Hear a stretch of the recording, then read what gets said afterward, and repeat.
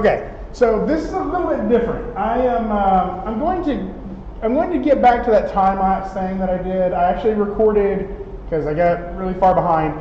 I recorded myself finishing up the breakdown pass early this morning. So that was probably another hour and a half worth of work to get all my breakdown keys in there. I'm going to show you all kind of how to do it the way that I did it. But first we're going to talk about what a breakdown is. So I'm going to go ahead and leave that grid up. That's kind of neat.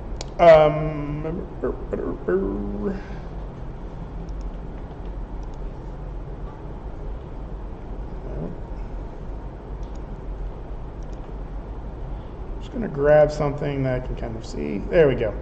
So what I have here is this is my character as you bring it in. This is the Bony rig. Some of you are using this character. If you weren't able to find it, I just went ahead and moved my original rigs from this into the resources folder too. And it's a pretty good body mechanics rig if you're wanting to sort of practice some of this. But I've just made two poses with Bony. I have this pose and this pose. Okay. They're almost mirrors of each other, but not exactly. Think of it as the characters looking off to one side, listening to somebody talk, and for some reason has to look to the other side of the screen. And again, if it's easier for you, you can pull this up in WebEx so you can watch it on your computer, right? So this is pose A, pose B. And I just tried to come up with two poses that would allow us to demonstrate what a breakdown is. Because right now, your piece has quite a few poses in it. A rough estimate, how many poses do you think your shot has right now? 20. 20? Any plus or minus of that? 12-ish? Yeah. That sounds pretty reasonable. I would have estimated somewhere between probably 12 to 30. So I think you're, depending on how much little bitty actions you have to sort of get into there, that sounds like a pretty good spot to be. And again, there's no right or wrong answer to this, but you are looking for those moments that define the action, right? And so in this case, Bony is looking from left side of the screen to right side of the screen, right? Correct? And to explain that, Bony looking from one side of the screen to the other, we would need a minimum of these two poses. So this is the blocking of that action, right? Just like what you have now. You've established the minimum poses to be able to explain that visually to someone. Now what a breakdown is what happens in between those two poses. Now hopefully you're working in stepped mode. Again, if enable step preview doesn't work, what you have to do is select all the controls, go into the graph editor, animation editor, graph editor, and make sure that all of these are set to step. So you would just select them and click, it is this one right here that looks like steps, right? And that will set it to step, and it'll probably fix some of those little errors you're getting with enabled step preview. We're not worrying about the transitions yet. So I know that messes up the entire graph editor, but we shouldn't be thinking about the graph editor yet. We're just thinking about poses, right? And once you do this, you can actually still use the graph editor to adjust those values. It's again, you're just thinking about the poses and why they're important. So if you're in stepped mode, the hard part about getting breakdowns is that there are no free poses in between there, right? Like if I were not in stepped mode and one pose was on frame 40 and the next pose was on frame 50, I could go to frame 45 and Maya would give me something, right? And the thing that Maya would give you is this, right? That's 50% between those two poses, right? Between pose A and pose B. Now, just sort of the way we were analyzing poses earlier in class, we know that that's not really that appealing of a pose, right? Like the silhouette maybe isn't terrible, but the hand is a little bit to the side. There's definitely some weight missing in the feet, right? There's no contrapposto at all, and the line of action is very dull, right? And just on top of that, like, it doesn't tell us anything. Like, what is he doing? Like, is he like trying to burp or something? Like, I don't know what is happening in this, right? There's no information that's being conveyed by this pose. Because all Maya did was took those values that was in your channel box for pose A and those values that were in the channel box for pose B, did some math and got you something that was halfway in between them, right? And so that transition from here to here to here, that's boring. That's not fun to watch. So your job as an animator the first time through was to establish these storytelling poses, but now Maya is going to drag its butt all over that by giving you these in-between poses that are not interesting. So a breakdown pose is you taking control of what Maya gives you and making these in-between transitions more interesting with another pose, right? Now I could do this with the graph editor, or I could do it with individual keyframes, but another pose is actually just a faster, easier way to be in control of this, because even though this is ugly, it's not starting from zero, right? Like there's something I can get out of this to push it. So let's look at, when we're talking about breakdowns, we're talking about how we can make this motion from pose A to pose B more interesting, okay? So one of the options is to actually give our character some form of arc, right? So from here, he maybe dips down and goes over into this pose. The thing you'll notice that I did is instead of getting that straight line across, I pushed the hips down, I pushed the head down, and I tried to create some form of pose that had a better silhouette and maybe just a little bit of contrapposto. I could probably even push the contrapposto in this one a little bit. And so that's a breakdown. That's an animator controlled breakdown, right? You are making a decision that says, I want the character to feel like he dips as he goes from pose A to pose B. But there's an infinite number of choices of what that breakdown could be. And that is where you come in. That's why you have control. That is why you smack people with your silk glove when they tell you Maya does all the animating for you. Because you're in control here. This is you making decisions. Pose A, maybe I take my arc up. What does that do to the way that this animation reads, right? If I go down and over, it feels like nervous, like he's like eager to get to that other like pose. If I go up and over, maybe it's more casual, like somebody interrupted him in the middle of a conversation and he's like, what, right? And that's two different things. Like from the same key poses, we can get two different interpretations of that motion, right?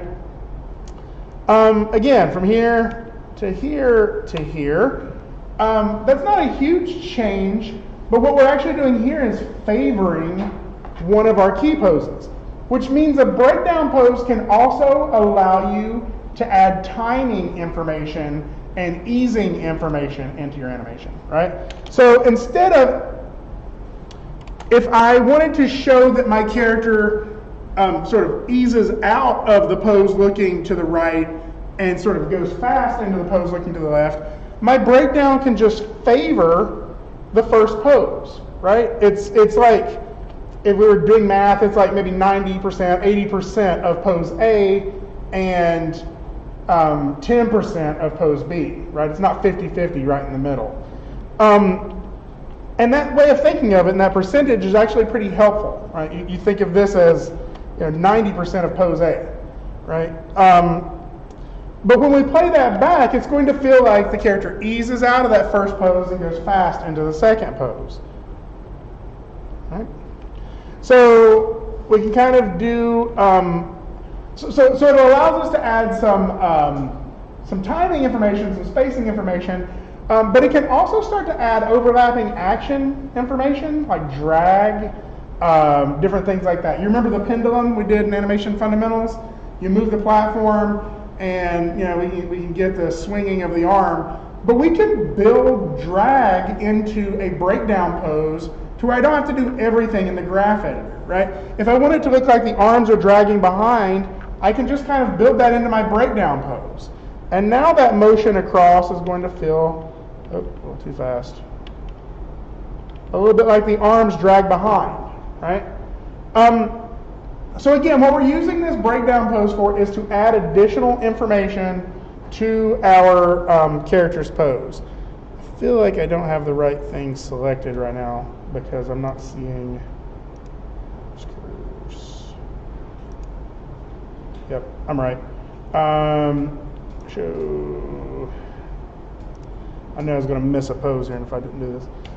So another thing is breakdowns. Like I'm just showing you a single breakdown between pose A and B, but you can have multiple breakdowns. This is just refining how we get from pose A to pose B. And this is why I kept telling you, don't worry about those transitions, because right now we're kind of fixing some of those transitions with additional key poses. If you trust the process of this pose-to-pose process, we will get to everything that concerns you, right? It's just getting to it at the right time of dealing with it. So for right now, we have pose A, but maybe I add a little bit of drag to the upper body and the hands, and sort of continue to push that arc and drag stuff more, and end up in pose B, right? So there you go. So that's starting to feel a little bit more like you can already feel that drag and overlapping action built into the pose, right? That means that what you get by the time you get to splining is just that much closer to being finished. That requires just that much less work on your part to finish it. So again, just some other ideas here. When we talk about overlapping action, it's not just something happening later. Like there's so many different words to talk about overlapping action. And the one that I like to use a lot is lead and follow, right? You have different parts of your body that are all moving at different times. And some of them are going to lead the action and some of them are going to be dragged along behind that action, happen later. So you have to figure out which one is happening first, right? So think of that like somebody pecks on your shoulder and you're annoyed because you're really into this conversation. The lead and follow is going to happen with your head moving last, right? Like your body's going to start turning first, and then your head's going to follow afterwards, right? That's got that like feel to it, right? Well, what I've built in here is the opposite, right? Like let's say you heard the voice of somebody that you have a crush on the other side of the room, right? That's like your brain is pulling you forward, like your head turns first before your body does, right?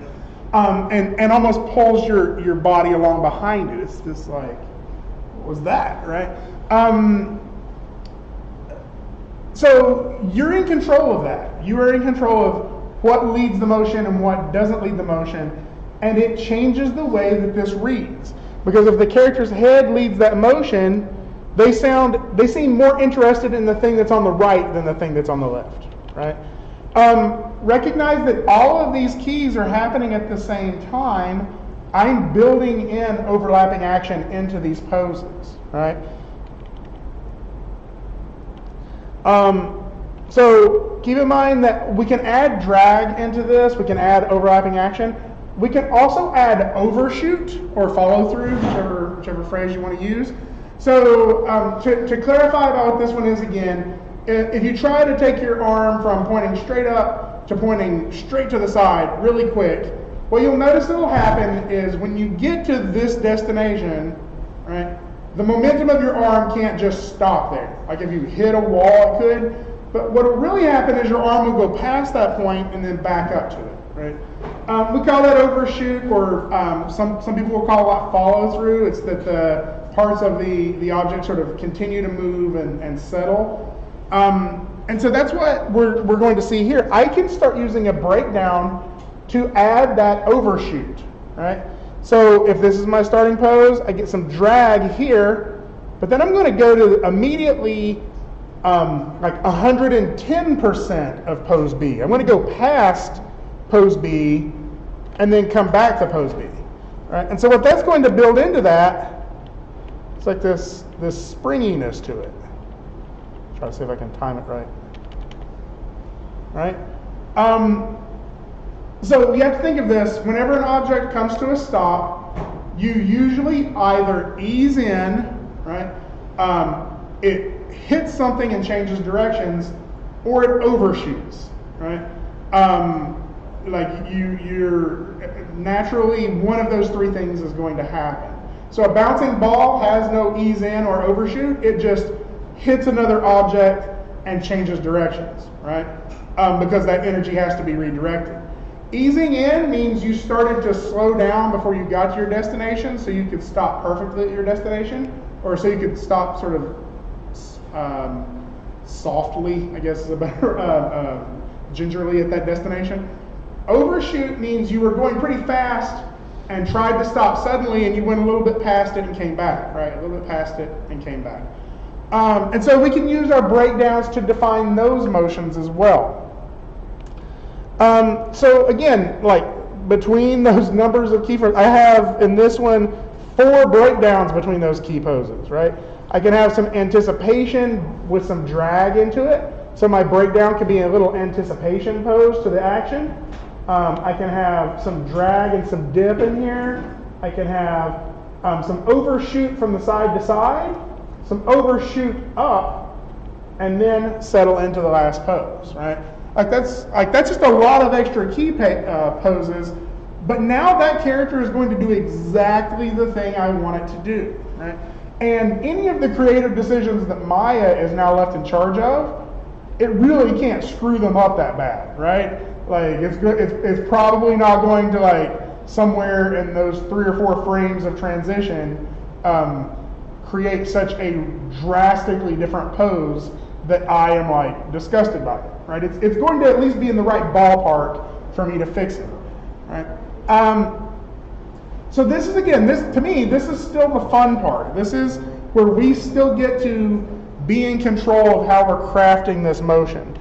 I will say, if this is not the fun part to you, I'm a little worried you're in the wrong concentration, because this is what most animators love. You're getting to craft this performance, craft this motion. That's not actually true. There's still lots of other little things in animation that are not just about character animation, maybe it's the technical part, but this is the part that I fell in love with. The part that tries to drive you away from animation is the next part, where we get into the curves, right? That's the part most people hate. And you got to trust me on this. Like, this is like one of those team building trust exercises where you're supposed to fall back and I'll catch you or whatever. We're not going to do that one, but trust me on this. Like, if you are really putting the time into this part, the graph editor becomes like it becomes a mild chore, right? It doesn't become the like that your nemesis, right? It just becomes this thing. It's like, got to clean that up now. Like, I had the fun part. Now it's time to get this polished up, and I'll get to see this awesome animation at the other end of it. Hopefully, you're not like still dreading opening the graph editor. I've tried to structure our animation courses to where you've already ripped off that Band-Aid, and you should feel relatively comfortable in there. So again, though, we got all sorts of different options for this, and I realize that I just want you to address these parts as, yeah, you have the performance already, but you can still get to make creative choices that are impactful in the way you define these breakdowns, right? And you can push them really big, right? Those same 2 poses, this pose and this pose, I can do a lot with that in these breakdowns, right? I can put some drag in the head while the character goes up, still dip it down, making this really interesting sort of S-shaped arc, right? Go past the destination point side to side to increase that arc, go up really exaggerated with this overshoot, and end here, right? And this is a cartoony, like, take almost, right? Like the character to the left said something like surprising to our character, and our character's like, ooh, like it's all like Scooby-Doo, right? And it's still with those same 2 starting and ending poses. This is still giving you a lot of creative choices, right? Okay. So, on to the thing. If you're welcome to follow along with these videos under classes, under Greg, character animation, resources. I've made this 2 breakdown time lapse. I'll probably put these all in one video or one folder for you later. So feel free to watch through these, but we're going to watch them up on the screen too. And we're going to open them with VLC, yay! So, maybe we will. There we go. So, as some of you will remember, this is kind of what we had in, let's change.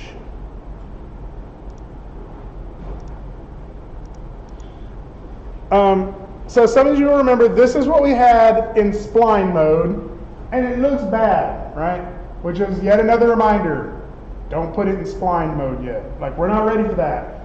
When we do put it in spline mode, it's still not going to look perfect, but I want it to look closer than this, right, when I go to spline mode. So what you should be looking at right now in stepped mode looks something like this, right? Look at that, not quite as disgusting looking, right? Again, I talked about some of the things I was going to edit on it. I edited those, but really the big thing that's missing from this now, and in yours, the things that are missing, is what happens in between these key poses. And we're going to start refining that just a little bit at a time. I'm using a tool called Tween Machine. You don't have to use Tween Machine, but I will show you how to install that here in a minute. Just to find out what's happening in between these key poses, at least another pose or two in between. So that's what this time-lapse video is here. It's a little longer. I just kind of did it all in one video this time.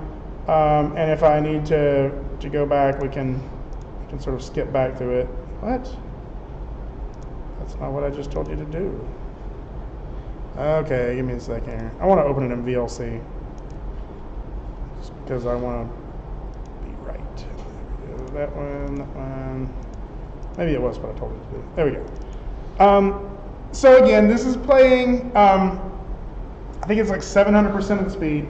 And I want to pull out like right there, what we're looking at right there. That little tool right there is the Tween Machine. Okay?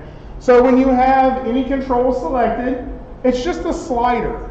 And if you go in between pose A and pose B, and you can kind of see I did it right here. Let me go back a little bit so you can watch that. I start between the first 2 poses. And I use this slider to create a new breakdown pose while I'm still in step mode using this machine. And it's either like I think in the middle is 0% of, but basically that means it's halfway between one or the other. So you're either -100 or +100. -100 is entirely the pose before the keyframe you're setting now, and +100 is entirely the second pose. And I can choose a percentage to allow me to favor my key pose one way or the other. Now, a couple of little things you'll notice, like here, I'm adjusting key poses that are not even on screen yet. And that's because Maya is still going to continue to transition, and I want those transitions to feel natural from what should have been off screen. What I'm mainly putting in there right now is some of the rest of those run poses. I didn't break it down all the way on the run, mainly just because I probably will. But really what I have now is like my contacts, my passings, and my, a couple of them I have my up poses, like the push-offs, right? And I'll go in there and get those last little breakdowns too. But little things like this, I'm still worrying about my silhouette. The thing I'm doing a lot here is what you saw me doing in the Maya file a minute ago. I'm stepping back and forth between pose A, my breakdown, pose B. Pose A, my breakdown, pose B, right? And I'm trying to see how those flow together. And sometimes like I'm getting little hitches in the motion. Usually that's because of my breakdown and I need to make a change to my breakdown. But sometimes it's because pose A or pose B, right? Sometimes there are still things I need to change in those. This is also where I'm establishing that my feet are still staying in contact with the ground. So I'm not getting like any foot sliding, because you'll naturally get some foot sliding when you're making these breakdowns.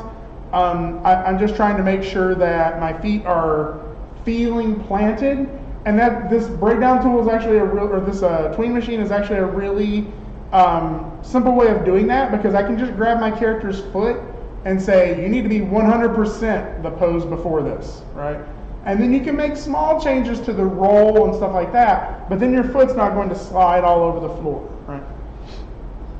Now, again, like I'm saying, some of these poses are still pretty extreme. Like, you'll notice that I'm getting that one breakdown pose where her knee is like, she's practically kicking herself in the butt, right?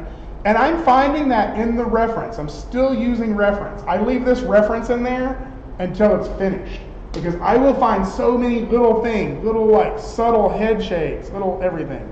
This was a hard part for me, because there's a lot of information happening in this flip here based off what she does with her arms. So what she should be doing is going from turned in one direction, she sort of drags her arms down and flips them back, right, to where she's like really reaching back, and then she throws her head and arms forward to get momentum for the flip. And so that's a lot of like interconnected motion that really is going to feel off if it's not right. So I'm kind of getting her into these poses with a little bit more drag behind her arms, so when she flips them forward, I can feel that energy, feel like it takes her forward, right? The weird thing is it's combined with a small hop that he does in the reference. And so I also have to, like, as she's throwing her arms back, she's squatting down just a little bit.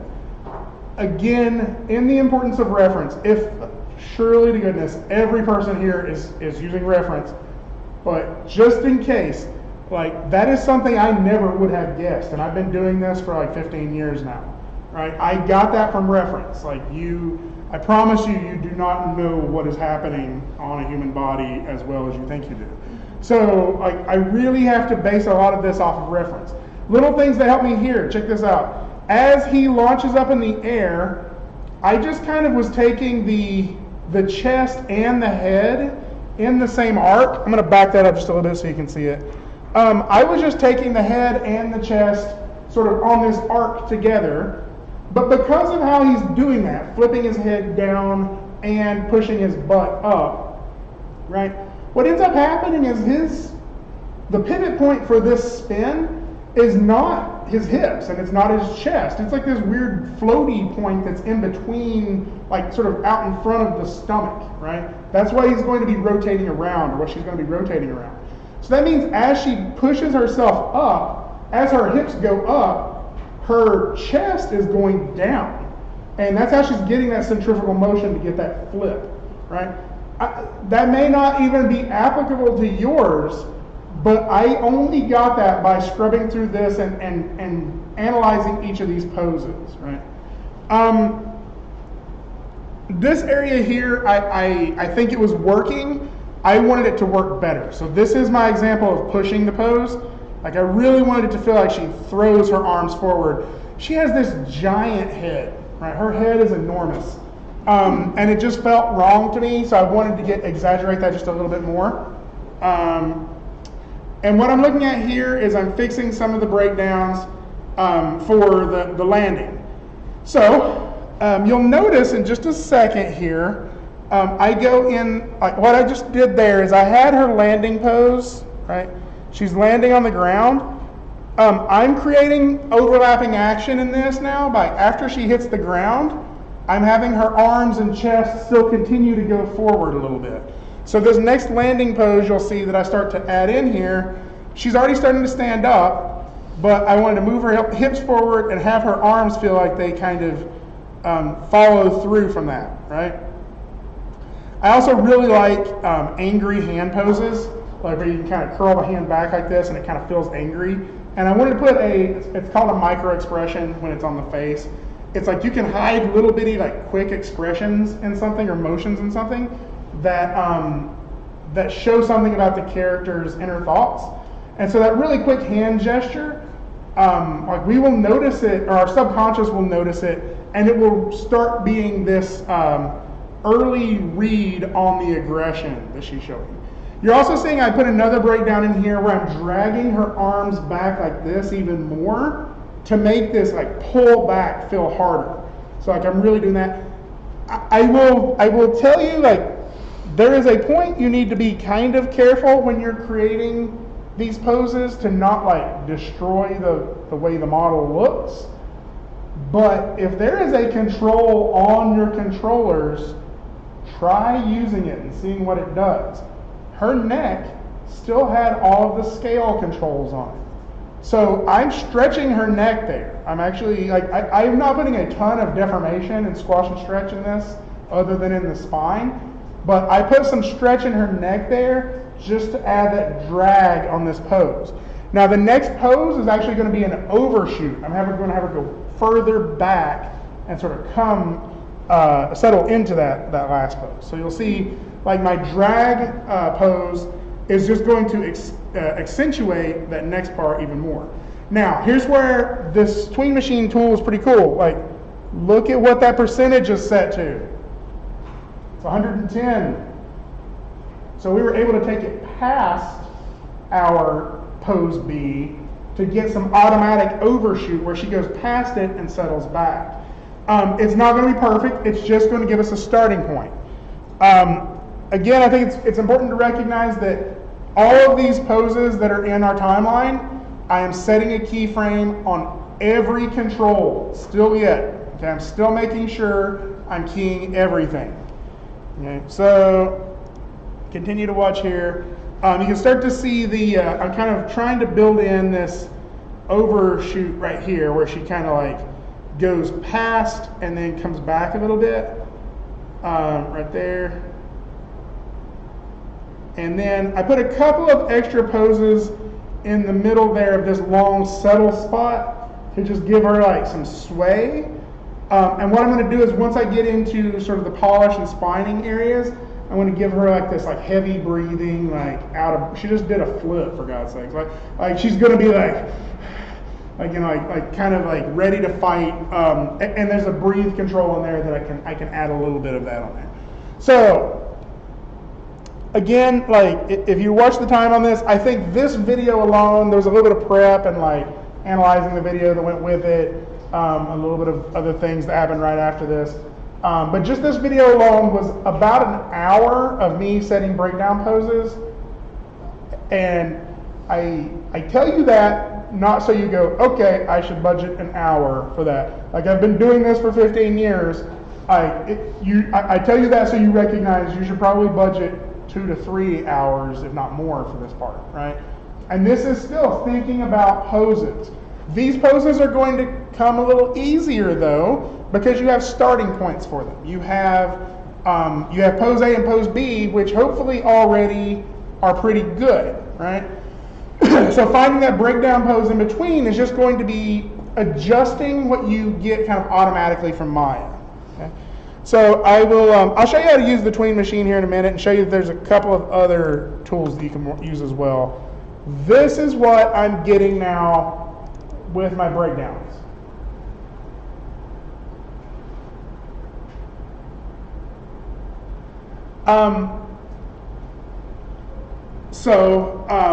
A lot of the questions that will probably come up is, when do I stop? Like when do I stop setting breakdown? Because literally, you could set a breakdown for every frame of your animation. You could continue breaking this down and never go to spline mode at all. You just define every single frame in your animation. Or at least have it on 2s, which I am pretty confident is one of the ways they kind of worked for Spider-Verse. Anybody go watch Into the Spider-Verse? That was awesome. Yeah, I loved it. Switch between 2s and 4s? I think that they're animating on 2s for a lot of it, and that's how you kind of get that like a little bit of that jerky, snappy feel to it, which means that traditional animation, instead of drawing 24 frames, they would draw 12 frames and hold each of those frames for 2 frames, right? And what they recognized, unless the action was super fast, most people didn't notice that, right? What Spider-Verse is actually doing, I think, is just a lot of breakdowns. I'm sure they're doing some stuff in the graph editor too. But then once they get it all set, I think they're baking it out to be on 2s. But yeah, I think that they're using a lot of breakdowns, and you can tell that. I'll show you this now. Does anybody still use Facebook in here? I do. Except me, I and Brandon, and anybody. Anyway, if you do, apparently that makes me an old man. Is that I still think Facebook is relevant. I am going to look up. The reason I ask is because there's only one way I've ever found these, and it's through Facebook. And it's called frame by frame. Yeah, here he is. Frame by frame animation. And so what they do is they break down animation poses using something very similar, if not exactly, the sync sketch that we use, right? And it's really cool. Like if we watch this. And one day this weird thing happened. And I mean like really weird. So then they break it down frame by frame so you can see it. And like no joke, you can see every frame. Like you should be able to pause it and understand exactly what's going on. With this movie, pretty much any frame, you could pause it, print it out, and frame it and hang it on your wall. It's freaking gorgeous. I finally got to watch it last weekend, and so it's fresh in my head. But like, look at the little things that they're pointing out, right? Like this, but you can see in this that for every frame of animation, they're holding that frame at least 2 frames, right? And that's what's giving it that poppy feel. I bring this up because I do think that there is going to be I think a lot of people watched this and said, wait, I can animate faster this way. I think they're wrong. I think that, yes, having the poppy animation takes out some of that polished pass, but that means that your blocking and your breakdowns have to be exceptional. And that's why this still worked. But you can, even if you're not on Facebook, I'm pretty sure that this is still open to the public. Go back to it just so you can watch some of these, like these analyses of these. Because this is an incredible technique. Anyway, the reason I mention that is because I think that this is going to be a style we'll start to see people copy, both for good and bad. And so I thought it was worth mentioning at this point, because really why this works so well is because it has really, really strong key poses and breakdowns. In fact, it's probably mainly key poses and breakdowns that have been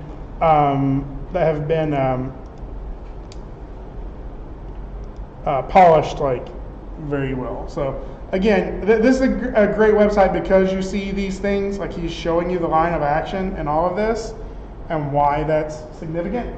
I said he, I don't know that that's the case. It may be, I don't know who runs the website. Again, hopefully this shows you that I wasn't just making this stuff up. Other animators think using these terms as well. These silhouettes, showing this silhouette. But this line of action work that's happening in here is just impressive. Right? And I can't scroll past these. Every time I see one, I'm like, I have to stop and watch it. But analyzing it just shows you how much goes into one of these animations. I think the most frustrating thing is trying to talk about this stuff with people that have no idea about anything to do with animation. You just hit the animate. Yeah. Oh, this one was really fun to watch, actually, because you would think, people look at the Lego movies, they look simple, but look at how much is actually going into this.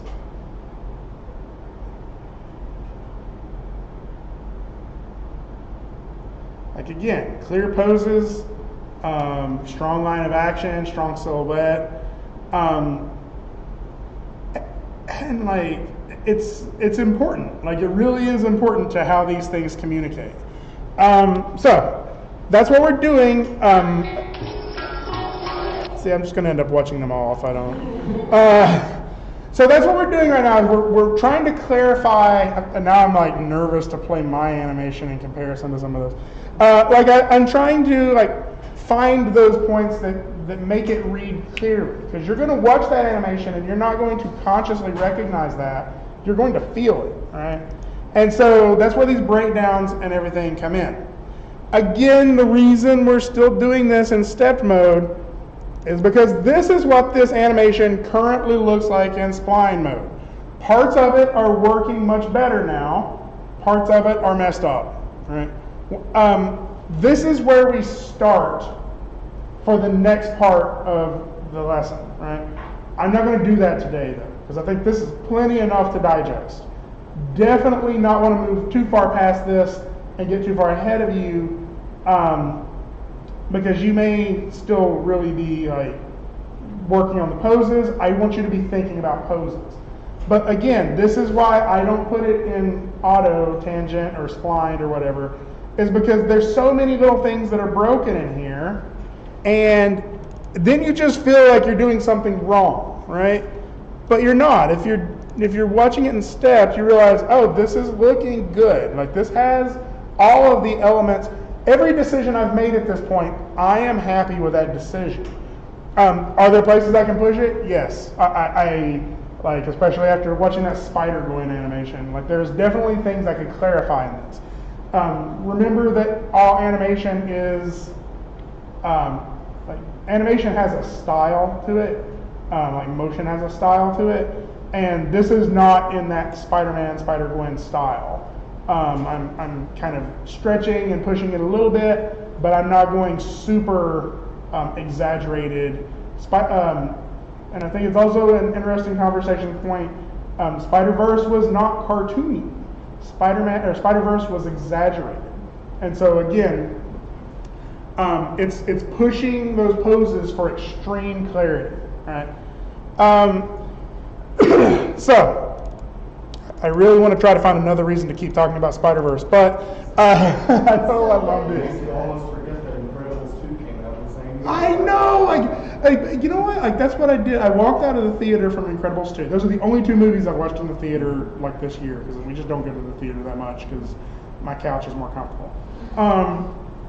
And we walked out of the Incredibles 2, and I was like, that was really good. I laughed a lot. I really enjoyed it. But there are things that I found that kind of irked me about it. And I walked out of Spider-Verse saying, I really wish I'd have bought 2 tickets back to back. That way I could just go back in and watch it again. And it wasn't until days later that I found maybe some small stuff that I was kind of I wish they'd have done that a little different. But it's still really small stuff. If it doesn't get the Academy Award, it was robbed. All right, enough going on about that. Tween Machine. How many of you have tried to use it before? Okay. It's a really cool tool. It's not the only tool that does this. Tween Machine is the free one. I'm going to tell you about a couple of plugins right now, a couple of scripts, and it really, some of them do a lot of the same things. So it really just depends on how much of that Christmas present money you have left and want to spend on them, if you want to spend on any of them. Do I have my open still yet? I do. This will work great. So what I'm going to do is bring up a search tab here, and I'm going to search for Tween Machine. And you're going to find this right here. Justin Barrett is the guy who originally wrote it. He's not the person currently maintaining it. I think that's how it works. Huh? Is that correct? Yeah. So there's a new person maintaining it, and you can find it here on this GitHub, but it's a little confusing because it's immediately going to take you to this, and this is this is where you can download the source material if you want to alter it and make a spin-off version of it. So basically, he released it. I think it's open source now. It's at least Creative Commons for people to build off of it. But I'm going to show you how to I'll actually download it and put it in the resources folder if I haven't already. Have I already? Yeah, I was going to, but I forgot, so I'll just do it now. So what we're looking for is not this part, it's the releases, I think.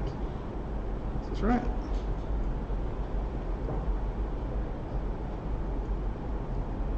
Oh, goodness.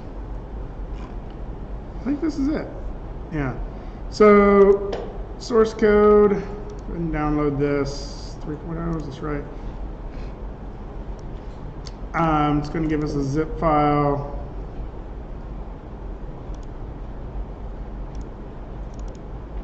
I will know when I look at it. Yes, this is it. Okay. So I'm going to go ahead and put this up in the folder so you can have it under the resources folder. If you've never installed a plugin before, this is where I'll show you how to do that. So even though this works great as a file, as an example, I'm going to close it. And I'll go back to my downloads here. Tween Machine 3.0. I need to put the Python script in my, there's actually some,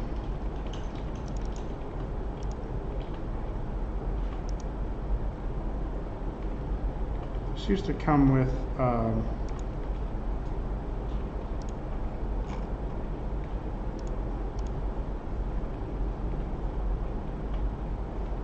okay, so worst case scenario, we can always use the mail version, but I'm going to try using the Python version.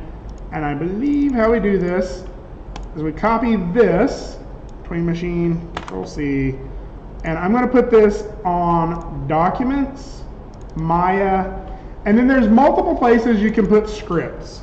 I'm going to put it here, but just to make sure, I'm also going to go under 2018, put it there, and preset, not presets, Prefs also has a scripts section. I'll put it there because I don't know where it's going to find it, right? Now if we go back a little bit, I think it tells you a little bit more about where to install it, if I'm not mistaken.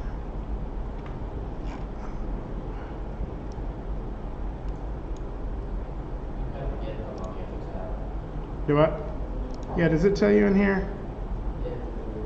I know it does in this one. It does have it on there somewhere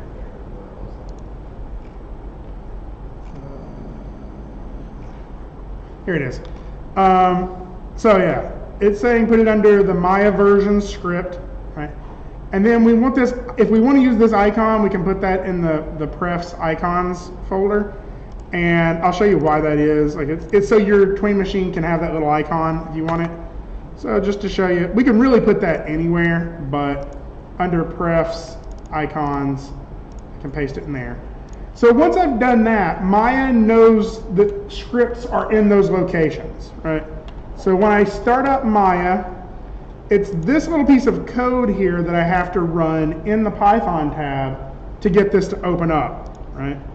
So if I go into my script editor, and in the Python tab, I just paste that.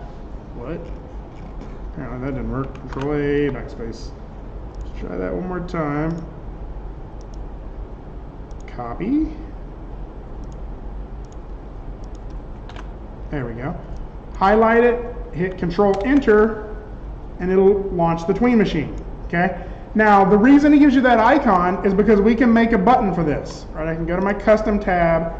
I can drag this Python script here, but that's an ugly button. Right? So I can right click on it, go to Edit, and under Shelves, I can find the Tween Machine icon. So now I have this Tween Machine icon in there that launches that piece of script. Okay. There it is. So this is one tool that does it.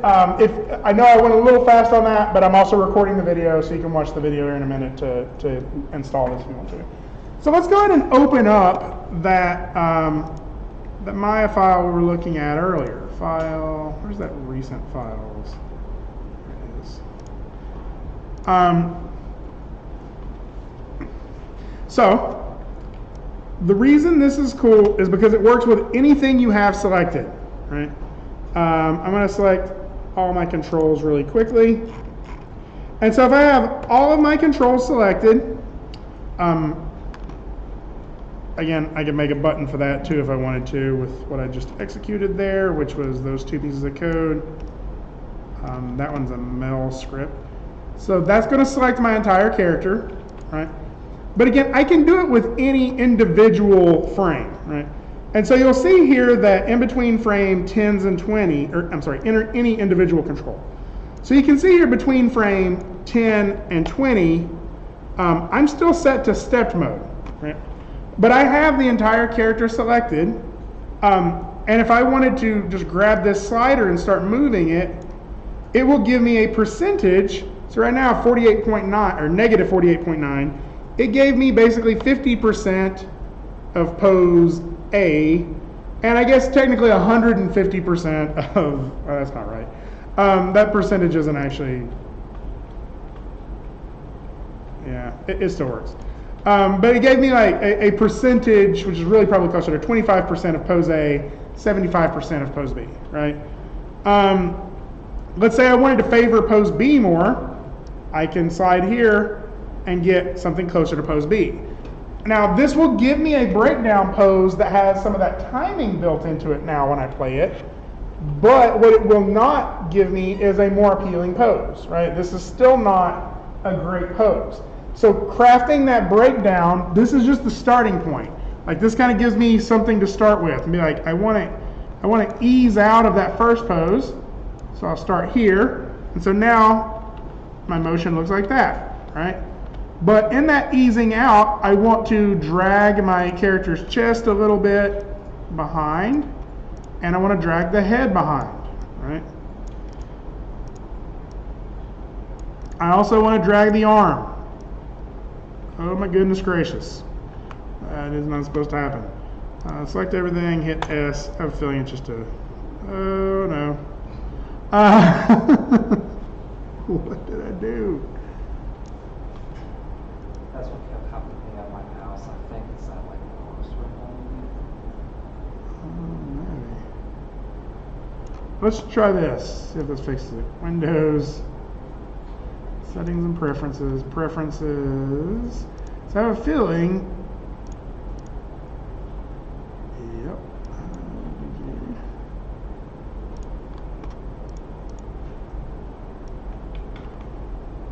I have a feeling if I close down Maya and reopen this file, it wouldn't be doing this. Because I shouldn't have any of the mesh selected.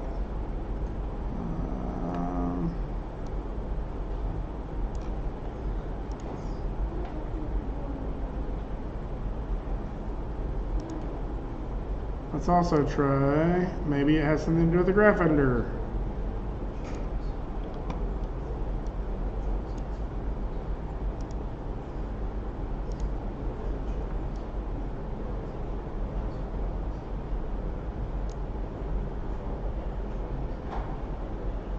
Okay, let's try this real quick. File, save scene as.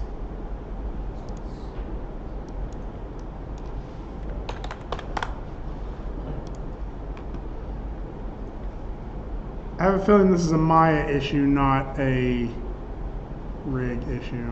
I may be wrong though. I've been wrong before.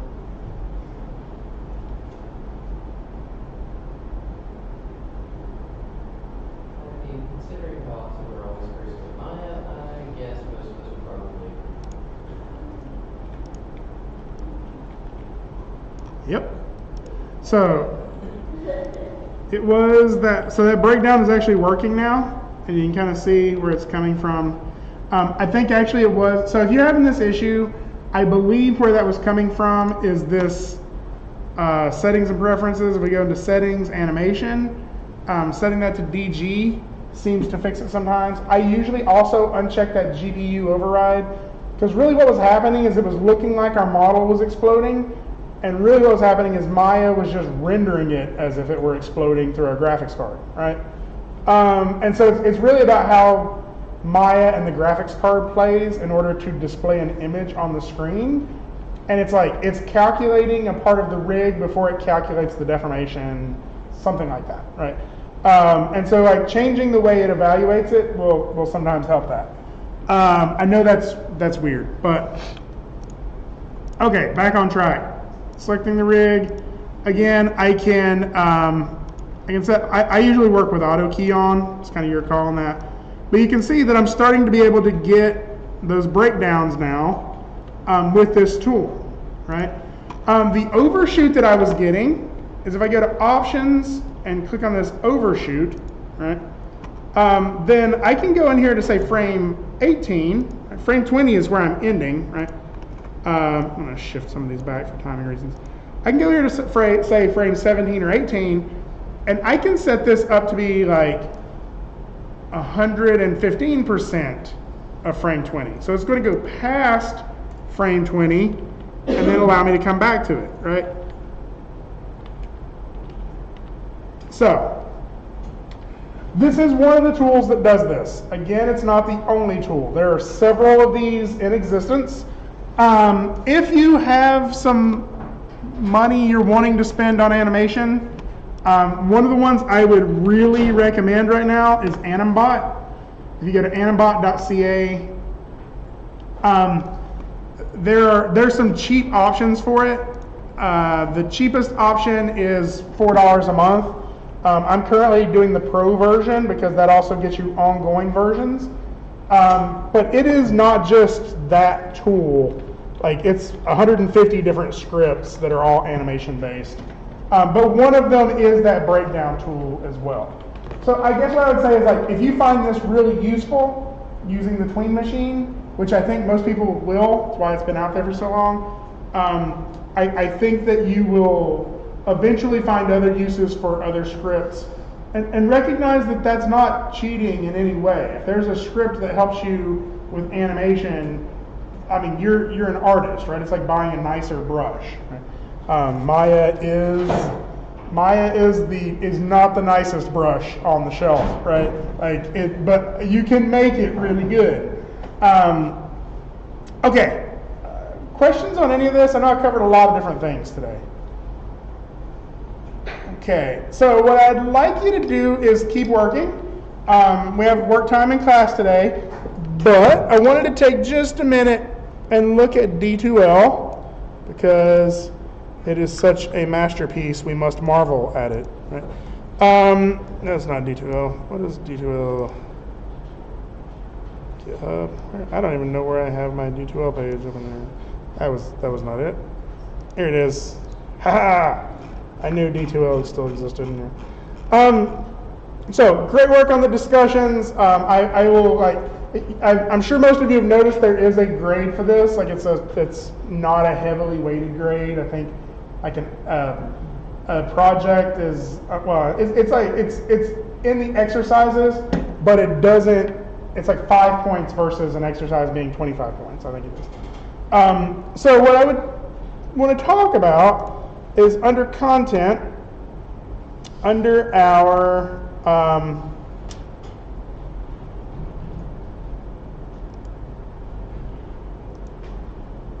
here we go. Under our course info, we have our schedule. Okay, this is again how I keep track of everything. We are currently in week 3. In fact, we're right there. We're on the 31st. You'll notice that as it is set right now, we are supposed to be due with this project exactly a week from today. How do you feel about that?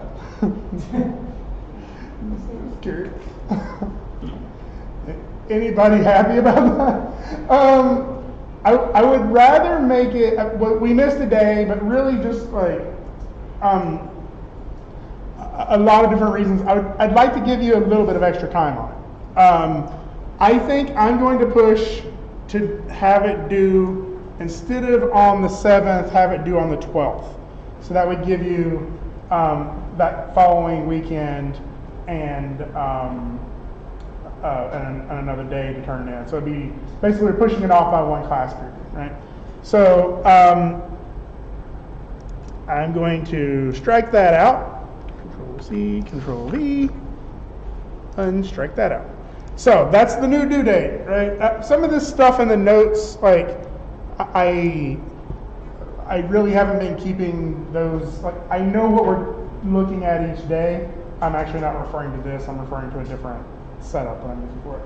So I will probably rearrange this a little bit more when I have some of that mythical free time I keep hearing about.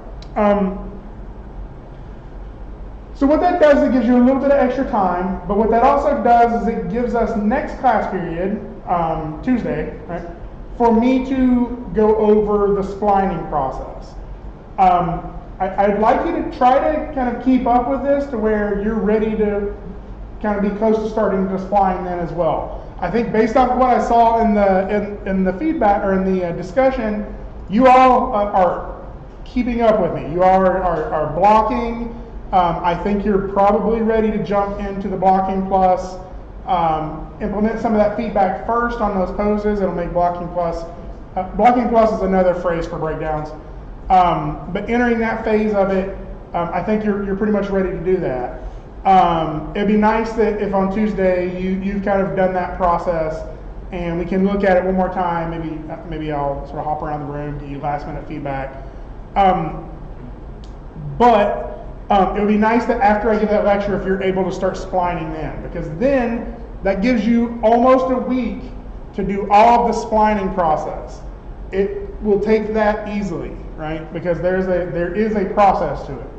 And it is the tedious parts. Like, I mean, again, if you've been backlogging some podcasts, this is where you break them out, right? You just put them on, listen to them, and buckle down for the week because it's just a lot of editing on it, right? But the result will be very much worth it. Giving that extension in the date, I would like to see them rendered. I am okay if it's a viewport 2.0 or a hardware 2.0 render, is like, as long as you put some work into making it not look like poo-poo, right?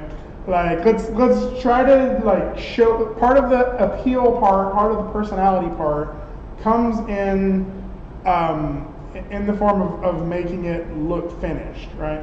And Viewport 2.0, especially if anybody has Maya 2019 at home, Viewport 2.0 can do some really nice stuff to get you to that rendered point. But you also have Arnold, and Arnold is probably going to bite you because most of these rigs are probably not ready to render beautifully in Arnold. So that's why I'm like, you're going to get a better render out of it, but I would rather you be polishing the animation to the last moment, but still I want to see the rendered version of it. The other thing that is helpful is if you have a little bit of extra render time, rendering with motion blur always makes the animations look better. That, you know how Spider-Verse was on 2s? See, I found a way of bringing it back to it, right? How Spider-Verse was on 2s, they gave it kind of that like flickery poppy feel to it. Imagine if those flickers and pops were twice as fast, like really, really fast. That's what happens when you're not rendering with motion blur, is that sometimes really fast motions feel like twitchy or flickery. The motion blur will kind of soften that and get you a little bit better arcs in it. So again, I don't imagine that what you present on Tuesday will be the last time you ever render that. Like, it's not gonna be like, presented it on Tuesday, put it in my demo reel, never touched it again. Like, that's usually just not the way life works in digital media. But having something to present that puts your best leg forward means the feedback you get is on things that are useful, right? Like, it's useful feedback, not like, you should have rendered that with an actual light in the room. So, like, and it will make a difference. Like, your character has a mouth, mouths cast shadows, and so in your viewport, you may be seeing all of the character's teeth, but then once you get some lighting in there, it makes your character look like they don't have any teeth, and you realize you have to adjust the pose to make those teeth clear, right? So it is part of the process, even though like you may not have that much interest in rendering. Like, let's just try to make them look pretty. That way we can, frankly, that way so like I can grab some of them and give them to Jonathan, and he can put them on the website, or we can grab some of them and take them to ECGC with us when we go.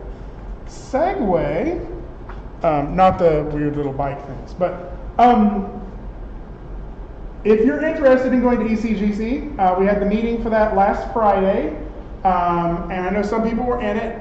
If you didn't get to go to it, The deadline to submit for that is like midnight tonight. So the way if you're interested in that, the way you submit for it is up in my folder.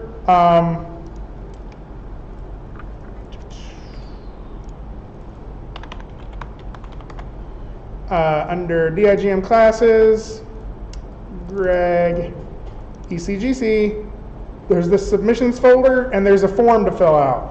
The submissions folder is where you'll put at least 3 examples of your work, and the submission link is going to take you to a form to fill out that just gives us some information like about when you graduate, why you want to go.